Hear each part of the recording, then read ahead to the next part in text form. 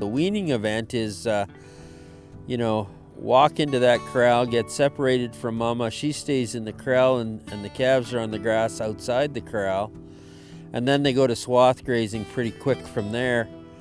Being out in the open all winter on these swaths, the health is awesome. Like, we haven't treated a thing. A low stress animal is a happy animal, and an animal that's happy will be healthier and gaining weight. The low stress weaning, or the soft wean, is basically in the fall they're preconditioned, they have their vaccinations, and then they go back on the cow. And then in the spring, basically they're just brought in and separated, and the cows go on one side and the calves go on the other. This is monitored, so when the stress is down and everybody's happy and knows that this is what's happening and they go back to eating the full amount that they should be eating, then we can start doing other management and move them in wherever we want. So if you want to do a spring wean, it's great, but you got to keep in mind it does take 30% more forage. But you only have one herd to look after instead of two. And the stress is the main thing, and the animal behavior is huge as they're teaching each other. So you'll have to weigh these things out. And plus, the calf is getting supplement from the cow. Of course, the body condition has to be watched. And we found that we could wean calves early and we could put a lot of weight on our cows, or we could wean calves late and put a lot of weight on our calves. It almost added up to the same amount of pounds, but you could tell which animal you put it on by early weaning versus late weaning. You're gaining the same weight, you're just putting it on a different stock, a different class of animal.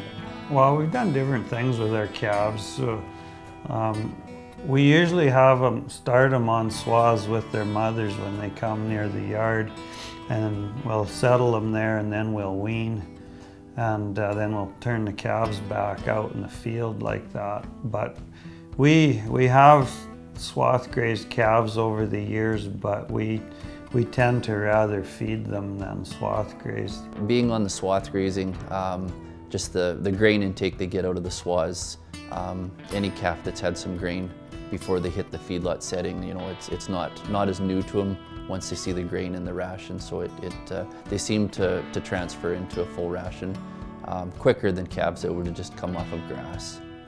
We have for, I guess it's going on 10 years now, been backgrounding our calves, and we've tried really hard to do it with swath grazing. If we can wean the calves and put them right onto swaths, then they're getting a higher quality feed.